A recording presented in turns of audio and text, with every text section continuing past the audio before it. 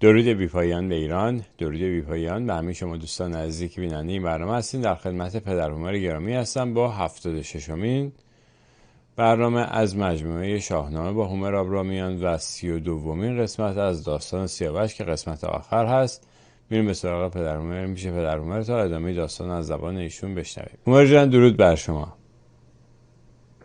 با درود آفرین بر تو افشین بسیار گرامی، با درود آفرین بیشتر بر فرزندان خوب ایران، آن دست از جوانان ایران پرست که خود را فرزندان خوب زرتشت و کوروش و فردوسی می‌دانند، آن دست از جوانان دلیر و دانش‌پژوه ایرانی که بند خرافه باوری و دشمن ستایی، گل به سر مالی و سینه زنی برای بزرگترین دشمنان میهن مانند علی و حسن و حسین و دیگر دیوزادگان ایران ستیز را از پر و پای جان بگسستند تا بتوانند همانند شاهین بلند پرواز در سپهر اندیشه های ایران شهری به پرواز درآیند. سخن امروز را با نشان دادن جایگاه مسجد و مسجد نشینان از دیدگاه فرزانگان بلندنگر ایرانی می آغازم. عبید زاکانی فرزانه بزرگنام ایرانی می نویسد: مولانا شرف الدین دامغانی از در مسجدی می گذشت.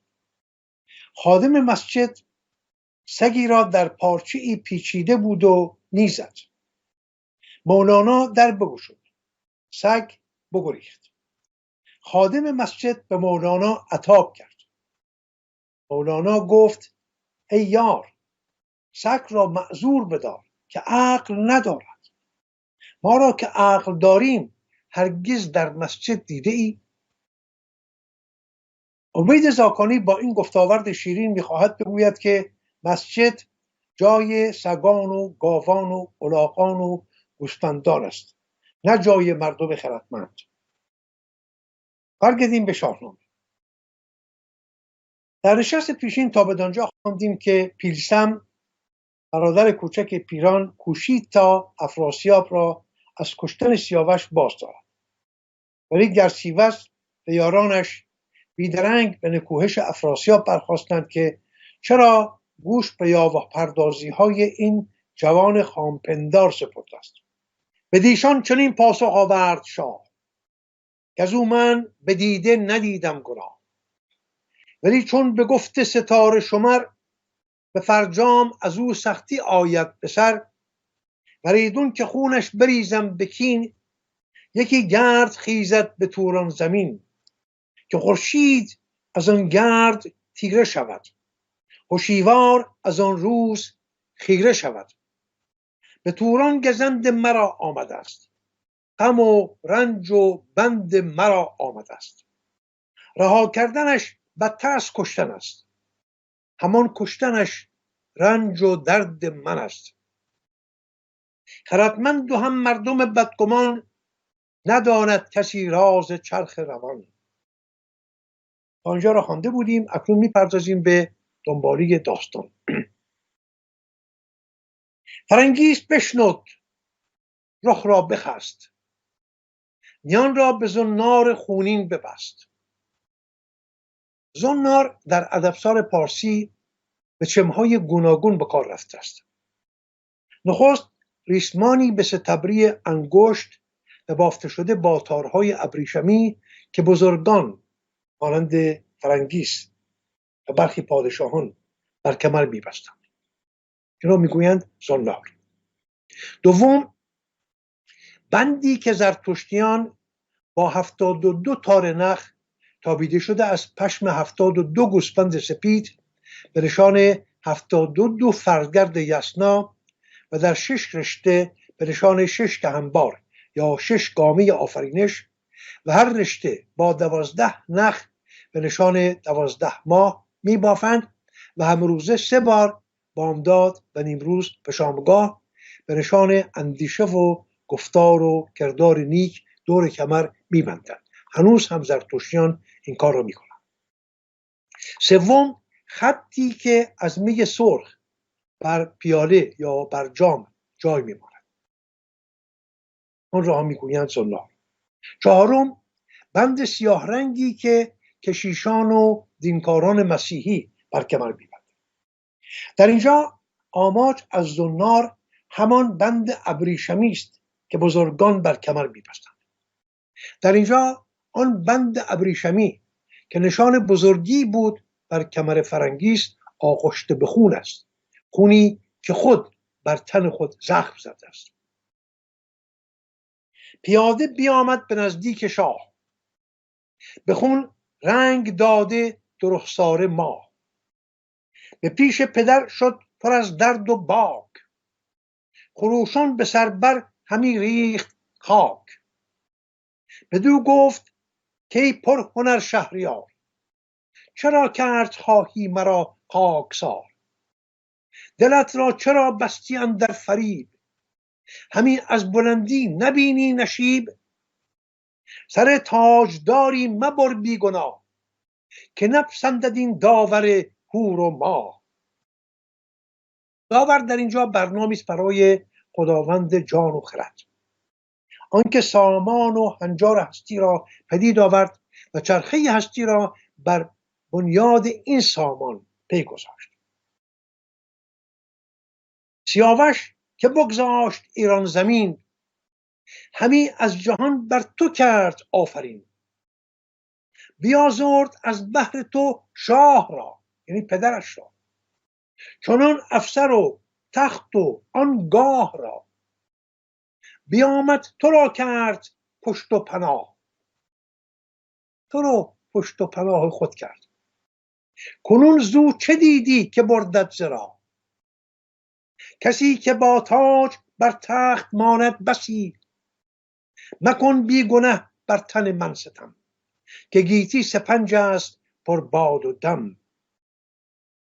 سپنج یعنی ناپایدار، گذرا، ناماندگار، و پر باد و دم یعنی خودستایی، گزافه گویی، هرزه درایی، از روی نابخردی به خود بزرگ بینی. ببینید این بانوی جوان با چه دلیری و با چه بزرگ منشی در برابر ستمبار ترین مرد در روزگار خود ایستاده و با زبان تند و تیز و درازش او را می نکوهد. نکته بسیار نازکی در اینجا هست. این بسیار ارزش دارد همیهنانم، به ویژه شما جوانان. از پیوند زال ایرانی و رودابه کابلی رستم زاده می شود. رودابه اگرچه از نوادگان ضحاک است، ولی کمترین نشان از ضحاک در رودابه نیست. او یکی از گرانمایه ترین بانوان شاهنامه است. خود سیاوش اگرچه از سوی پدر ایرانی است، پسر کیکاووس، ولی از سوی مادر تبارش به همین گرسیوز دیوخو میرسد. مادر سیاوش اگرچه از خویشاوندان نزدیک گرسیوز بود، ولی کنش و منش او کمترین همانندی با گرسیوز پتیاره نداشت. فرنگیس، این نازنین عروس ایران، اگرچه دختر افراسیاب است، ولی برازنده ترین زن بود در میان زنان برای به جهان آوردن کیخسرو. هیچ زنی را شایسته تر از فرنگیس برای هستی بخشیدن به کیخسرو نمی شناسیم در میان همه زنان جهان. این پاسخی است با آن دسته از پشت به میهن کرده های دبنگ که شاهنامه فردوسی را مانیفست شوونیسم می‌دانند. در اینجا فرنگیس را می‌بینیم که دلیرانه در برابر ستم پیشه ترین مرد روزگار که پدر خود اوست ایستاده و زبان به نکوهش او گشوده است. مکن بی گنه بر تن من ستم،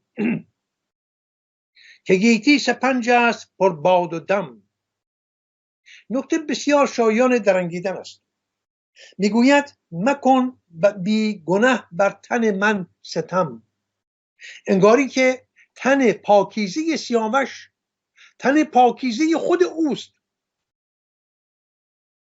پدر دارد سیاوش را آزار میرساند، بر تن او زخم زده است و این میگوید مکن بر تن من ستم. انگاری که فرنگیس و سیاوش یک تن و یک روانند و میانشان کمترین جدایی نیست.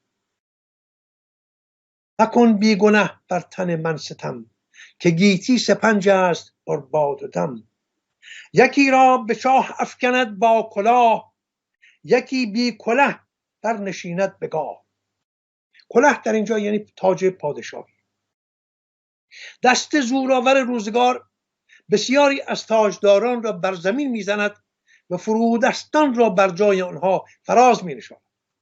همان گونه که شاه سلطان حسین صفوی تاجدار را بر زمین کوبید و نادرشاه بی تاج و تخت را بر جای او نشاند. همان گونه که احمد شاه قاجار هفتمین پادشاه از خاندان ایرانسوز قاجار را بر زمین زد و رضا شاه بی تاج و تخت را بر جای او نشاند. سرانجام هر دو به خاک اندرند. چه درس‌هایی دارد این شاهنامه. سرانجام هر دو به خاک اندرند، ز اختر به چنگ مغاک اندرند. به گفتار گرسیوز بدگمان، درفشی مکن خویشتن در جهان.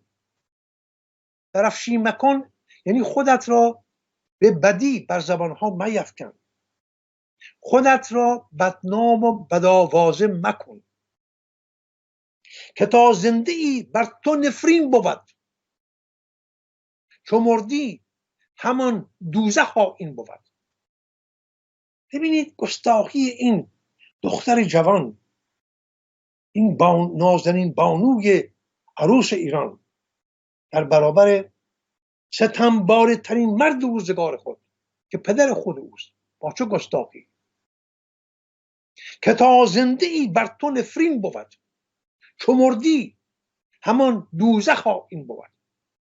شنیدی که از آفریدون گرد، ستمگار ضحاک تازی چه برد. یادآوری میکنم که فریدون نیای بزرگ تورانیان و ایرانیان است. و افراسیاب میگوید شنیده ای که آفریدون گرد ستمگار با ضحاک چه کرد. همان از منوچهر شاه بزرگ، چه آمد به سلم و به تور سترگ. تور هم که نیای بزرگ خود این هاست، هم پدر بزرگ افراسیاب هم پدر بزرگ خود فرنگیس. به پدر میگوید این داستان را شنیده ای؟ میدانی؟ تاریخ خوانده ای؟ سترگ یعنی بزرگ، نیرومند. از یاد نبریم که فریدون نیای بزرگ ایرانیان و تورانیان است. سلم و تور برادر کوچکتر خود را کشتند و منوچهر که از نوادگان ایرج بود کین ایرج از سلم و تور گرفت و هر دو را کشت. اکنون فرنگیس میگوید تو نیای بزرگ همین، تو زاده همین توران هستی، تور هستی، ولی تاریخ را نمیدانی، نخوانده ای. فرنگیس جوان تاریخ و سرگذشت نیاکان خود را به خوبی میداند و با چنین دانشی زبان به نکوهش پدر گشوده است. کنون زنده بر گاه کاووس شاه، چو دستان و چون رستم کینه‌خواه. چو گودرز که از گرز او روز جنگ، بدرد دل شیر و چرم پلنگ. چو بهرام و چون زنگه شاوران، که نندیشد از گرز گنداوران. همان گیو گودرز کو روز کین، به جنبش درآید ز سهمش زمین. سهم در اینجا یعنی ترس، بیم، هراس. همان طوس و گستهم و گرگین شیر، چو خراد برزین گرد دلیر. چو رهام و چون اشکش تیز چنگ، چو شیدوش گرد آن دلاور نهنگ. ببینید جای شگفتی است که این نازنین بانوی تورانی و عروس هورچهر ما ایرانیان نه تنها همه پهلوانان ایران را میشناسد یک به یک میشناسد، بلکه با شیوه رزماوری آنها نیز آشنایی همه سویه دارد. همه را یک به یک دارد بر رخ پدر میکشد. چه دانشی دارد این دختر! انگاری که در ایران زیسته است، انگاری که در سپاه ایران بزرگ شده و بالیده است. آنچنان آگاهی دارد، یک به یک پهلوانان ایران را میشناسد، با آنها مهر می‌ورزد، به پدر را زنهار میدهد که اکنون نوبت از آن توست که اینها خواهند آمد. درختی نشاندی همی بر زمین، که جا برگ خون آورد بار کین. به کین سیاوش همی جوشد آب، کند چرخ نفرین به افراسیاب. چه اندازه دلیری میخواهد که یک زن جوان آبستن این گونه با پادشاه ستمگر که پدر خود اوست به سخن بنشیند. راستی که باید این زنان شاهنامه را نمیدانم سرمایه زندگانی خود بشماریم. امروز هم کم نداریم در میان زنان ایرانی از جنس فرنگیس. ستمگر شدی بر تن خویشتن، بسی یادت آید ز گفتار من. نه اندر شکاری که گور افکنی، دگر آهوان را به شور افکنی. به شکارگاه نیامدی که گور شکار کنی. اینجا شکارگاه نیست، اینجا میدان سرنوشت است. تو به دست خود در کار تباه کردن زندگی خود و مردم خود و زندگی من هستی. همین شهریاری رباعیزگاه، که نفرین کند بر تو خورشید و ماه. ببینید همسر خود را سیاوش را شهریار می‌دارد، پادشاه. همین شهریاری رباعیزگاه، که نفرین کند بر تو خورشید و ماه. مده شهر توران به خیره بباد. شهر یعنی کشور. کشور توران را بیهوده بر باد مده، بباید که روز بد آید یاد. بگفت اینو روی سیاوش بدید. در این هنگام چشمش میافتد به سیاوش. سیاوش را آنگونه خار افتاده بر زمین خونین میبینه. بگفت اینو روی سیاوش بدید.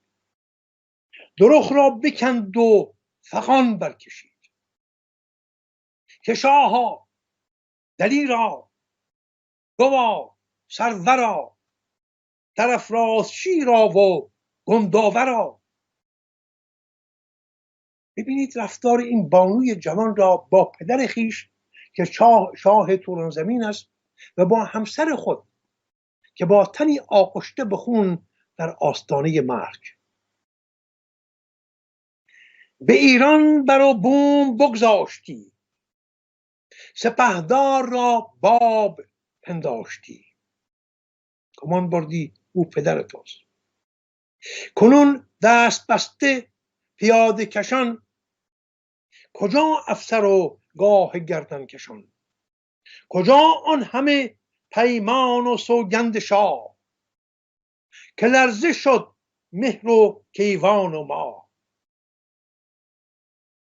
کجا شاه کاووس و گردن کشان، که بینند این دم تو را زین نشان. کجا گیو و طوس و کجا پیلتن، فرامرز و دستان و آن انجمن. از این بد به ایران رسد آگهی، برآشوبد آن روزگار بهی. ز گرسیوز آمد تو را بد بروی، که نفرین برو و دمور و گروی. گرسیوز عموی او و دمور و گروی یاد داریم دو تن از پهلوانان نامدار توران زمینند. واژه پهلوان را باید پس بگیرد. دو تن از رزمندگان توران زمینند، برازنده پهلوان نیستند. ولی فرنگیس آزاده زن خردمندی است که خویش و بیگانه را در ترازوی داد به همسنجی می‌گذارد. آن را که شایان ستایش است با برنامه‌هایی مانند شاها، دلیرا، گوا، سرورا، سرافرازشیرا، به گنداورا نام میبرد. و آن را که بد و تبهکار و ناسزاوار است اگرچه عموی او باشد را به باد نفرین میگیرد و پدر خود را. هر آن کس که یازد به بد بر تو دست، بریده سرش باد و افکنده پست. جهاندار این بر تو آسان کند، دل دشمنانت هراسان کند. اکنون که در آستانه مرگ هستی، جهاندار این مرگ رو بر تو آسان کند. آرزوی اوست که همسر گرامیش مرگ را آسانتر بپذیرد. جهاندار این بر تو آسان کند، دل دشمنانت هراسان کند. مرا کاشکی دیده گشتی تباه، ندیدی بدین سان کشانند به راه. مرا از پدر این کجا بود امید، که بر تخته ماند کنارم ز شید. چگونه میتوانستم بباورم که پدر با من چنین کند، که پردخته ماند کنارم ز شید. پردخته ماند کنارم ز شید یعنی روشنایی شادی بخش و زندگی گستر خورشید از کنار من روی بتابد، مرا از پرتو خورشید دور بدارد. من از کجا میدانستم که پدر با من چنین خواهد کرد؟ چو گفتار فرزند بشنود شاه، جهان گشت پیش چشمش سیاه.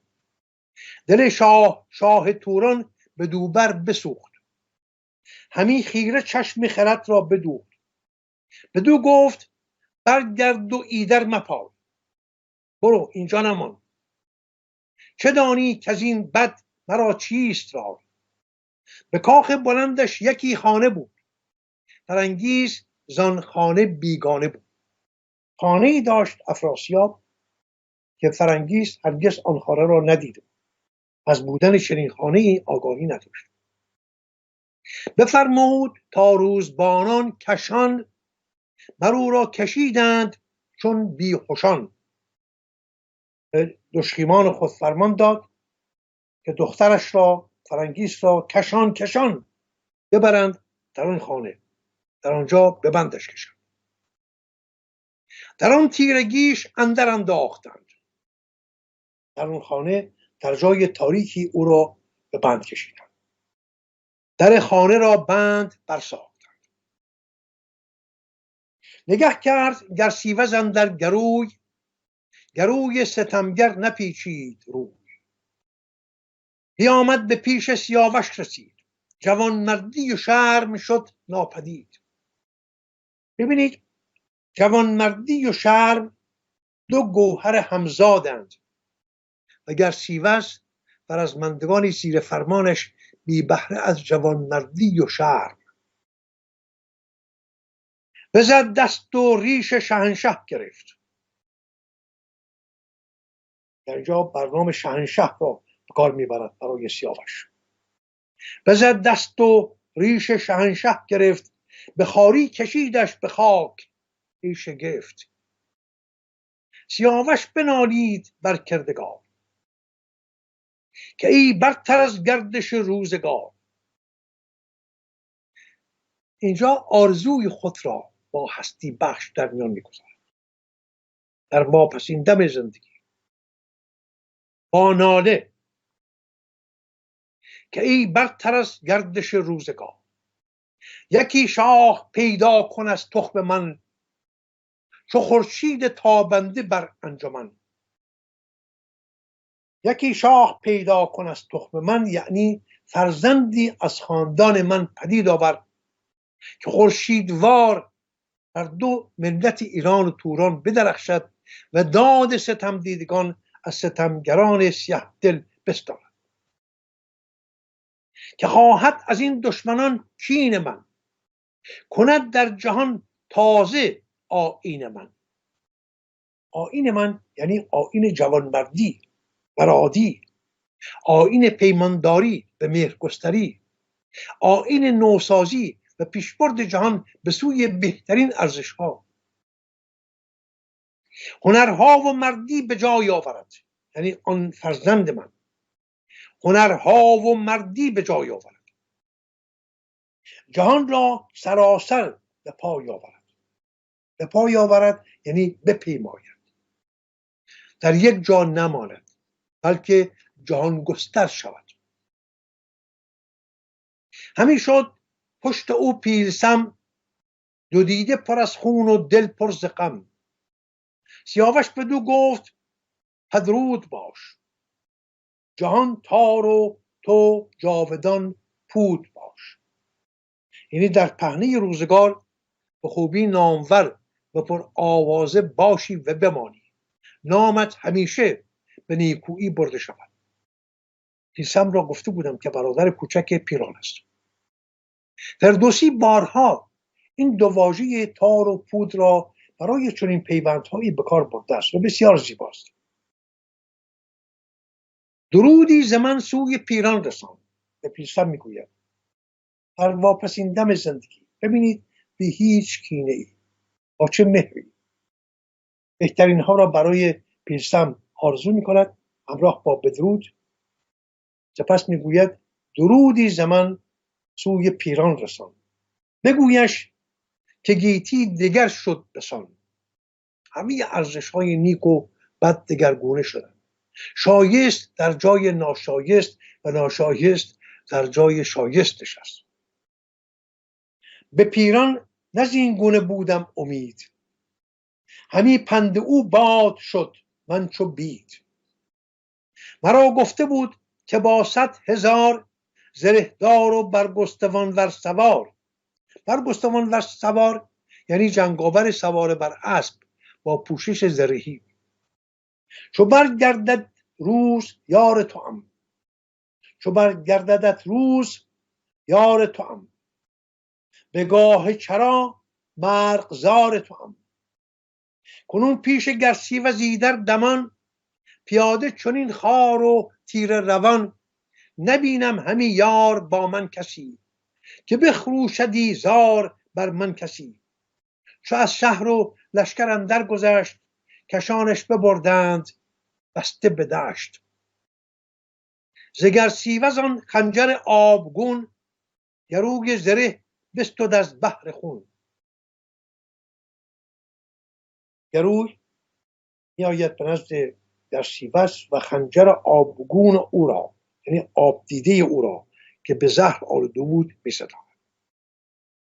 پیاده همی برد مویش کشان، چو آمد بدان جایگاه نشان. که آن روز افکنده بودند تیر، سیاوش و گرسیوز شیرگیر.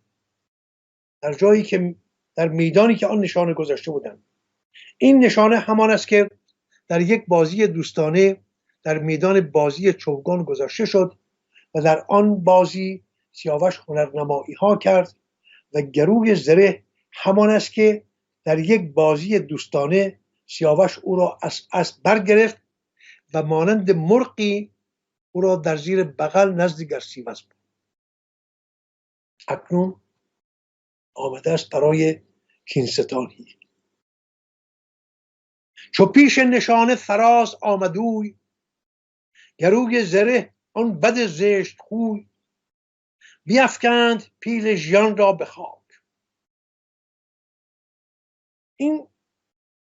این رخداد را در روزگار خودمان با مجیدرضا رهنورد میبینیم. درست همین کارها که با او کردند.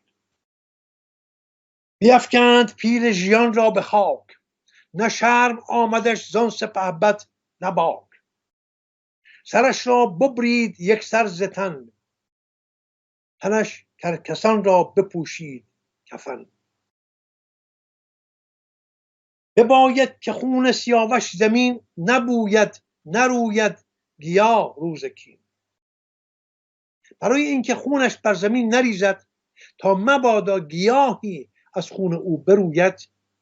یکی تشت بنهاد زرین برش، به خنجر جدا کرد از تن سرش.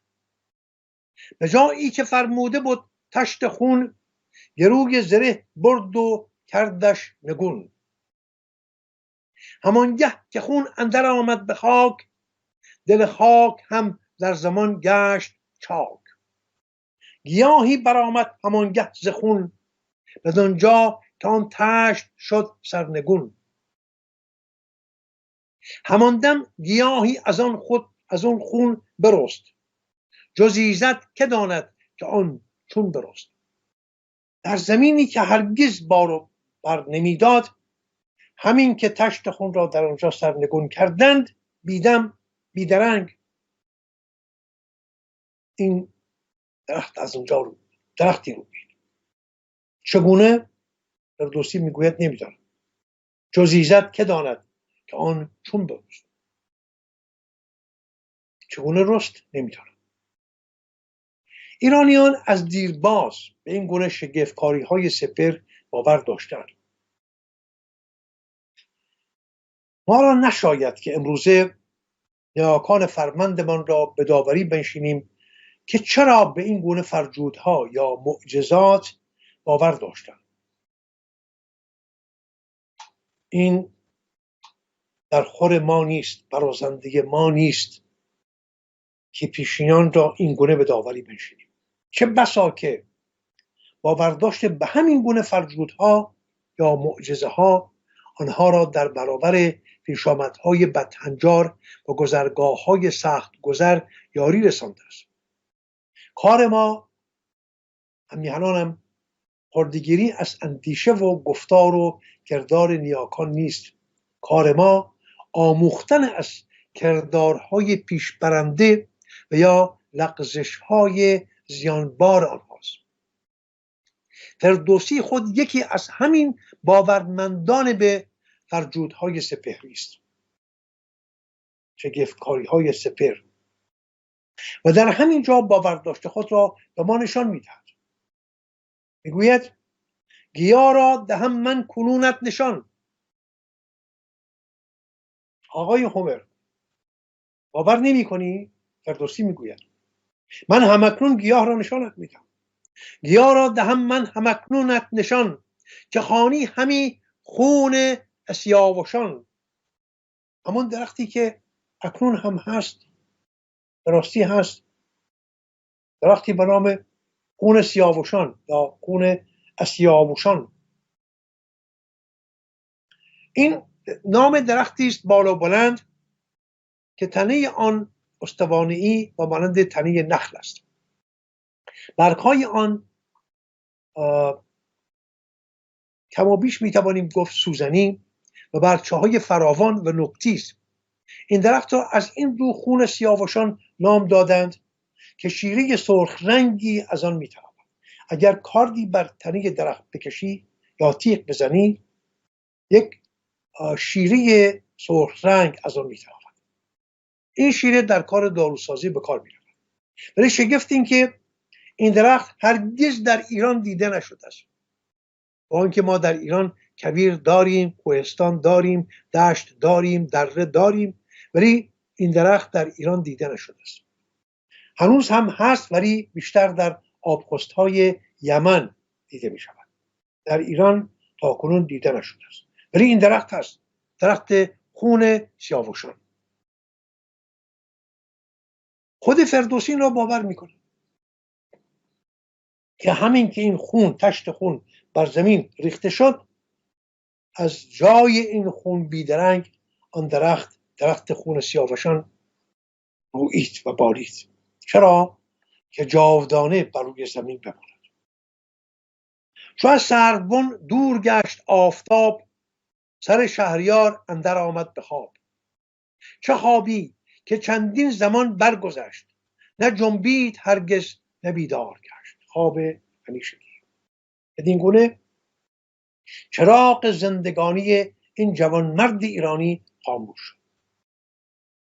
در این هنگام یکی باد با تیره گردی سیاه برآمد که پوشید خورشید و ماه. کسی یکدیگر را ندیدند روی، گرفتند نفرین همه بر گروی. گروی همون گزینه جنگاوری است که سیاوش در یک نبرد دوستانه او را مانند پر کاهی از زین اسب برداشت و همانند مرغی در زیر بغل زد و در زیر پای گرسیوز بر زمین گذاشت. من او را پهلوان نخواندم، چون پهلوانی تنها به زور بازو و توان رزماوری نیست. پهلوان واژه بسیار خجسته و ارزشمندی است که برخی از رزمندگان ایرانی مانند طوس و سهراب هم برازنده این برنامه خجسته نیستند. چنین برنامه‌ای تنها برازنده بزرگانی مانند سام نریمان، زال زر، رستم دستان، گیو و گودرز و بیژن و سیاوش و فریبرز است، وگرنه افراسیاب و گرسیوز و گروی و دمور را که نمیتوان پهلوان نامید. از توران زمین بزرگانی مانند پیران و برادران او لحاک و فرشیدور و پیرسم و تنی چند رزماور دیگر را هم میتوان پهلوان گفت. چرا؟ منش پهلوانی دارند. نه تنها تهمتنند، اندامهای نیرومند، تن بزرگ، اینا میگوییم تهمتن، نه پهلوان. پهلوانی در منش و رفتار یک بزرگ است،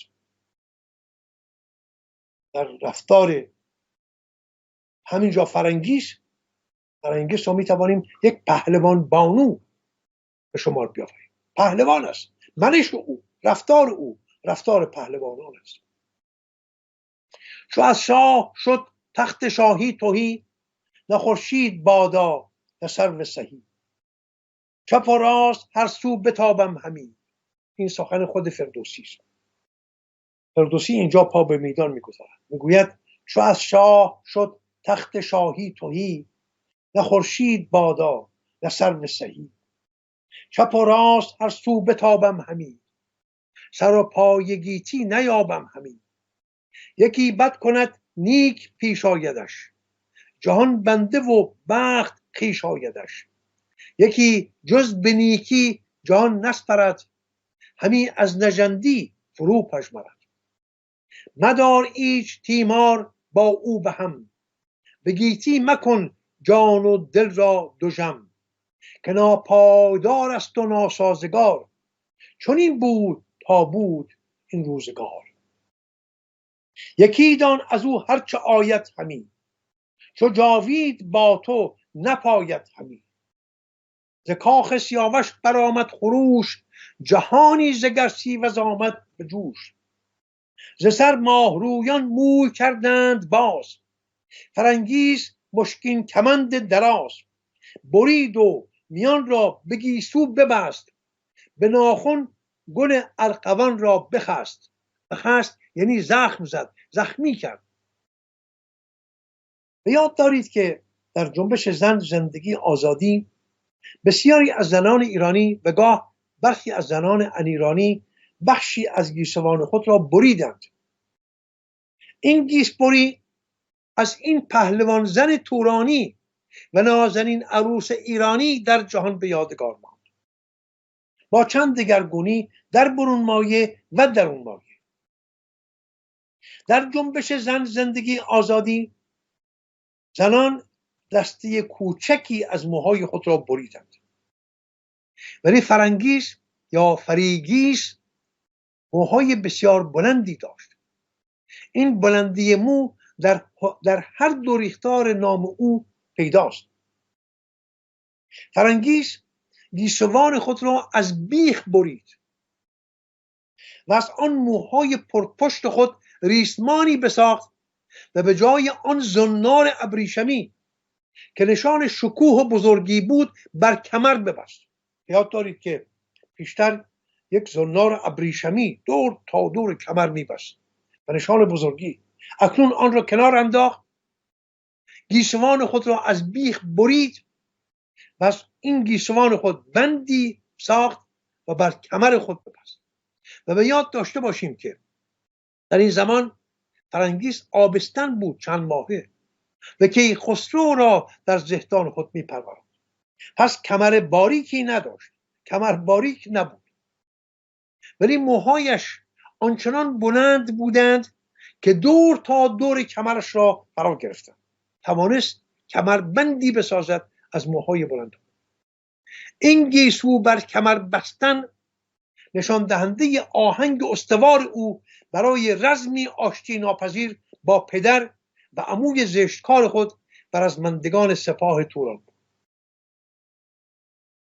چنین بانوی جوان آهنگ ستیز میکند، پهلوانوار میخواهد که کمر ببندد، ولی با چه؟ با گیسوان بلند خود. او دیگر گیسو نمیخواهد، زیبایی نمیخواهد. برای چه؟ زیبایی برای که؟ اینجا دیگر میدان زیبایی میدان دلبری نیست، اینجا دیگر میدان رزم است و کینستانی. با آواز بر جان افراسیاب همی کرد نفرین، همی ریخت آب. خروشش به گوش سپهبد رسید، چون ناله و زار نفرین شنید. به گرسیوز بدنشان شاه گفت که او را برون آورید از نهفت. سر و صدایی که می کند از درون آن خانه که در اونجا در بند بود، صدا به گوش افراسیاب میرسد. به گرسیوز میگوید بروید او را از آن بند بیرون بیاورید. ز پرده به گیسو بریدش کشان. گیسوانش بگیرید، نمیداند گیسوان رو خودش برید است. گیسوانش را بگیرید، کشان کشان بر زمین ببرید. برای روزبانان مردم کشان، کشان کشان ببریدش، بدهید به دست دشخیمان تا سرش را ببرید. ببینید رفتار این پدر را. یک بار دیگر خوب است که این را با هم بخونیم. به گرسیوز بدنشان شاه گفت که او را برون آورید از نهفت. ز پرده به گیسو بریدش کشان، برای روزبانان مردم کشان. بگو تا نگیرند موی سرش، بدرند بر تن همه جامه‌اش. زنندش بسی چوب تا تخم کین، بریزد بر این بوم توران زمین.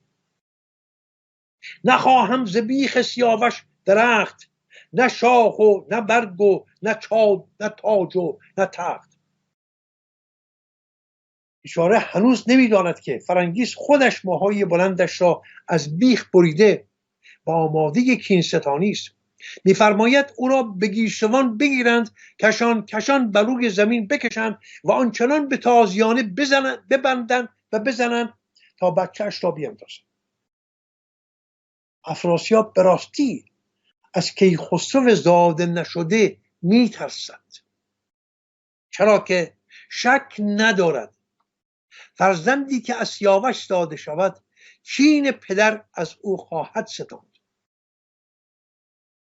همه نامداران آن انجمن گرفتند نفرین بر او تن به تن، که از شاه و دستور و از لشکری بر آن گونه نشنید کس داوری.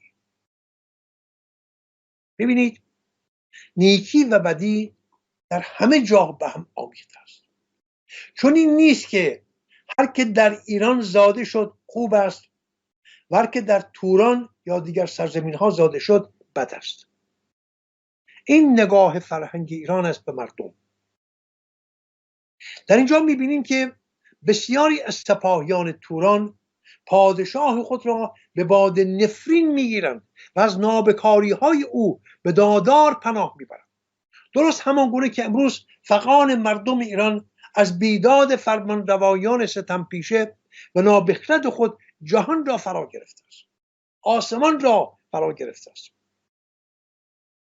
بیامد پر از خون درخ پیلسم، روان پر ز داغ و رخان پر ز نم. به نزدیک لحاک و فرشید ورد، لحاک و فرشیدورد دو برادر پیلسم هستند، برادران پیران. سراسر سخنها همه یاد کرد که دوزخ به از بوم افراسیاب. ببینید اینها پهلوانان توران زمینند، به راستی پهلوانند. ولی چه میگوید؟ میگوید دوزخ به از بوم افراسیاب. بابا جهنم بهتر است این سرزمینی که افراسیاب بر ما پادشاهی میکنه. نشاید بدین کشور آرام و خواب. شاهنامه پیلسم را از نژاد کیان شمرده است. لحاک و فرشیورد هم پسران ویسه و برادران پیران و پیلسم هستند. پیلسم با شتاب خود را به برادران خود لحاک و فرشیدورد میرساند و میگوید بتازیم و نزدیک پیران شویم، به تیمار و درد اسیران شویم. سه اسب گرانمایه کردند زین، همی برنوشتند گفتی زمین. برنوشتند زمین یعنی زمین را در نوردیدند. با شتاب رفتند به سراغ پیران. چرا؟ چون یگانه کسی است پیران که میتواند اندکی سامان بخش این به هم ریختگی باشد. چرا؟ چون تنها کسی است که افراسیاب سخن او را میشنود، سخن دیگران را نمیشنود. به پیران رسیدند هر سه سوار، هر سه برادران رسیدند به پیران. رخان پر ز خون همچو ابر بهار، بروبر شمردند یکسر سخن، که بخت از بدیها چه افکند بن. یکی زارعی خواست کاندر جهان، نبیند کسی از کهان و مهان. سیاووش را دست بسته چو سنگ، فکندند در گردنش پالهنگ. پیاده همی تاخت او را گروی، سرش پر ز خاک و پر از آب روی. تن پیلوارش بر آن خاک گرم، فکندند و شستند از دیده شرم. یکی تشت بنهاد پیشش گروی، بپیچید چون گوسپندانش روی. برید آن سر تاجدارش ز تن، فکندش چو سرو سهی بر چمن. همه شهر پر زاری و ناله گشت، به چشم اندرون آب چون ژاله گشت. یک بار دیگر ناهمسانی میان افراسیاب و مردم توران زمین را ببینید. مردم با افراسیاب نیستند، همان گونه که امروز مردم ایران با حکومت ننگین دامن سیدعلی خامنه‌ای ضحاک سرشت نیستند. اینها از هم جدایند و ما نباید تورانیان را مردم بد بشماریم. آنها برادران مایند، بودند. اینکه گهگاه از تورانیان با برنامه ترکان نام برده شده است، گفته بودم پیشتر که این یک لغزش بزرگ است، لغزش تاریخی. آنها ترک نیستند، برادران مایند، عموزادگان مایند و با افراسیاب هم نیستند، با مایند. همه شهر پر زاری و ناله گشت. همه کشور، شهر یعنی کشور، همه شهر پر زاری و ناله گشت. برای کی؟ برای سیاوش. به چشم اندرون آب چون ژاله گشت. چو پیران به گفتار بنهاد گوش، ز تخت اندر افتاد و زو رفت هوش. همی جامه را بر برش کرد چاک، همی کند موی و همی ریخت خاک. بدو پیلسم گفت بشتاب زود، که دردی بدین درد و سختی فزود. آقا درد دیگری بر سر راه ما هست، برخیز زود. فرنگیس را نیز خواهند کشت، مکن هیچ گونه بر این کار پشت. به خواری ببردند مویش کشان، بر روزبانان مردم کشان.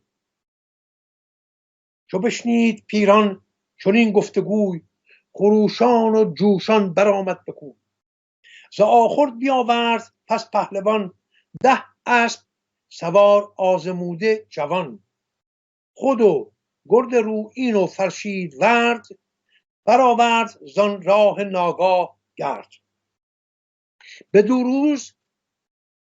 روز و 2 شب به درگه رسید. در نامور پر جفا پیشه دید. فرنگیس را دید چون بیهوشان، گرفته ورا روزبانان کشان. در همین هنگام می رسد که دشمنان افراسیاب او را کشان کشان فرنگیس را میبرند تا سرش را ببرند. به چنگال هر یکی تیغ تیز، ز درگاه برخاسته رستخیز. رستخیز در اینجا یعنی آشوب، هنگامه، آشفتگی، به هم ریختگی. همه دل پر از درد و دیده پرآب، زبان پر ز نفرین افراسیاب. بگفتند هر کس همی با دگر، زن و مرد و کودک به درگاه بر، که این سخت کاری است با ترس و بیم.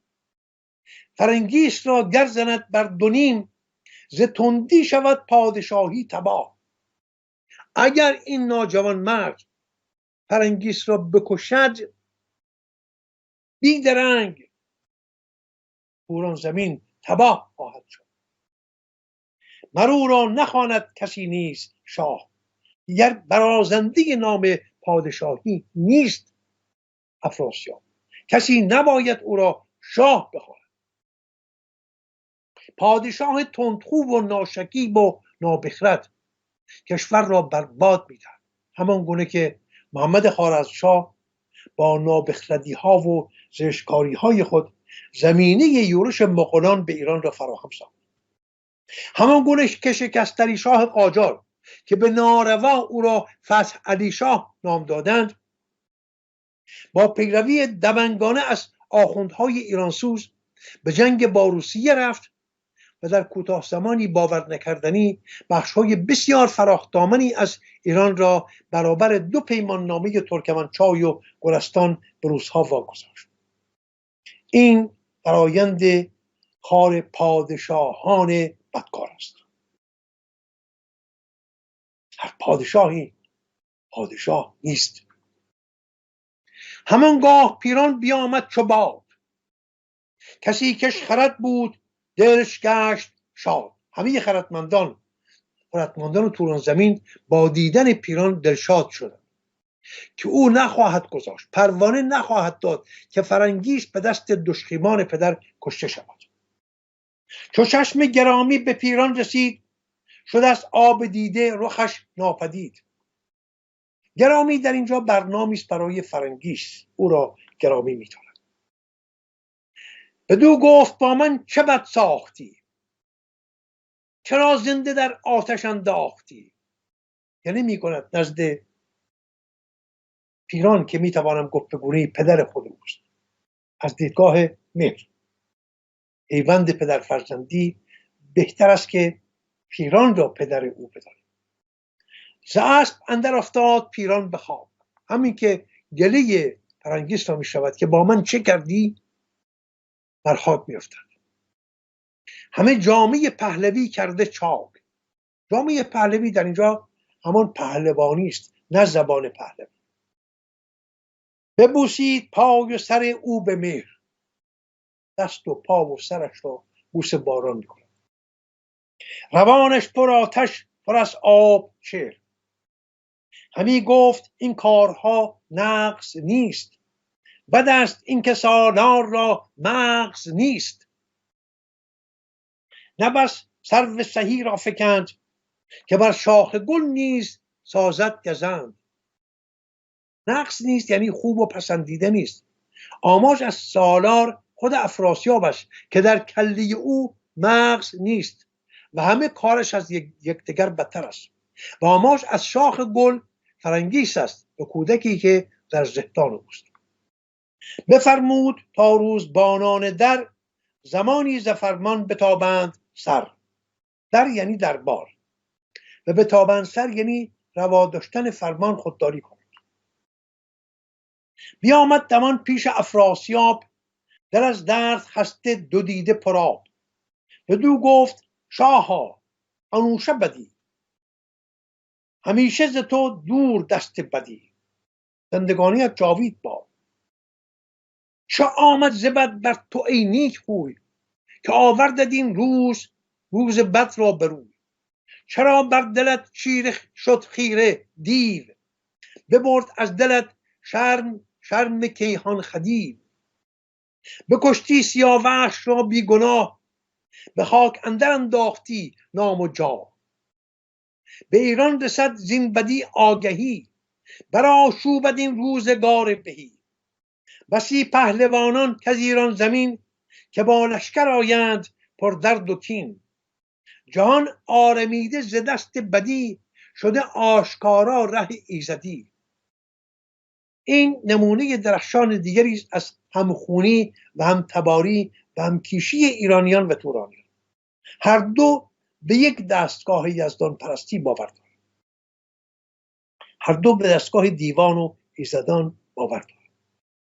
فریبنده دیوی ز دوزخ بجست، بیامد دل شاه توران بخست. شگفت انگیز است این سخن. ما راستینگی این سخن را در روزگار خود هم دیدیم. فریبنده دیوی به نام سید روح الله خمینی ز دوزخ بجست. به یارمندی فرزندان سلم که همین سیاستکاران انگلیس و فرانسه بودند بیامد و نه تنها دل ما مردم ایران را بخست، یعنی زخم زد، بلکه آتش به خرمن هستی ما هم زد. شگفت‌نامی است این شاهنامه. بر آن اهرمن نیز نفرین سزد، که پیچد روانت سوی راه بد. پشیمان شوی زین بروز دراز، بپیچی زمانی به گرم و گداز. گرم یعنی غم و اندوه، و گداز یعنی سوز و درد. ندانم که این گفتن بد ز کیست، و از این آفریننده را رای چیست. کنون زو گذشتی به فرزند خیش، رسیدی به آزار پیوند خیش. چو دیوانه از جای برخاستی، چون این روز بد را بیاراستی. نجوید همانا فرنگیس بخت، نه اورنگ شاهی نه تاج و نه تخت. به فرزند با کودکی در نهان، درفشی مکن خویشتن در جهان. باز هم درفشی مکن یعنی نام خود را به بدی بر زبانها مینداز.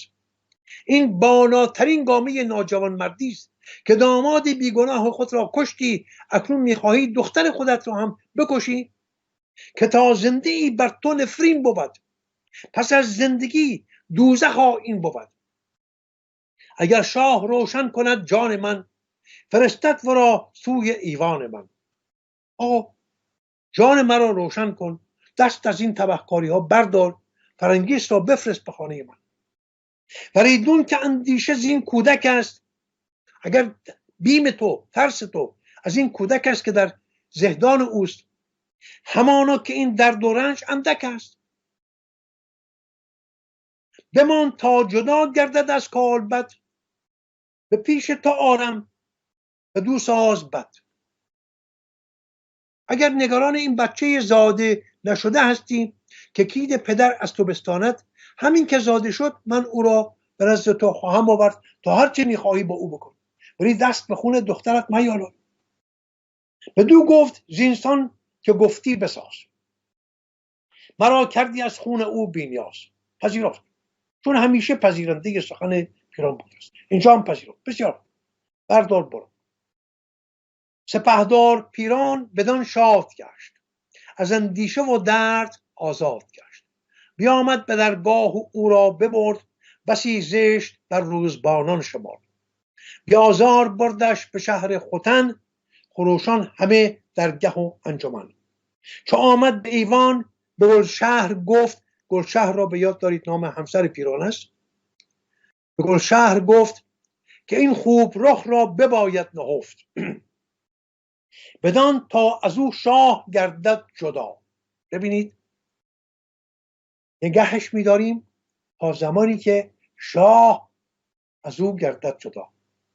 که خسرو هنوز داده نشده را پیران شاه می‌نامد.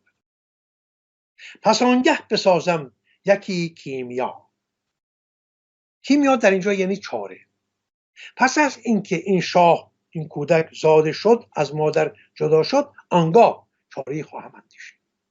همی باش پیشش پرستاروار، همسر خود میگوید در پیشگاه این بانو مانند پرستار بیست. ببین تا چه بازی کند روزگار. بر آن نیز بگذشت یک چندگاه، گران شد ز کودک فرنگیس با. زمان گذشت و تا اینکه کیخسرو زاده شد. این پایان داستان سیاوش بود. در نشست آینده افشین جان اگر زمان بدهی یک جمع‌بندی خواهیم کرد از داستان سیاوش، ببینیم که جایگاه سیاوش در اندیشه ایرانی، در هستی شناسی ایرانی و در افسانه آفرینش ایرانی و در شاهنامه ایرانی جایگاه سیاوش کجاست، چرا به جهان آمد و چرا این گونه از جهان رفت. با کمال میل پدرم، حتما خیلی هم خوشحال میشیم، استفاده خواهیم کرد و بی‌صبرانه منتظر قسمت بعد هستیم که ببینیم که کل نتیجه این داستان چی بود. به هر حال توی این داستان یک عالم پند بود، یعنی پندهای زیادی داشت. میتونم بگم در تمام این 31 قسمت یا 32 قسمت ما هر قسمتش یک پندی داشتیم ماجرا. به هر حال سپاسگزارم از شما، تا دیداری بعد. بدرود.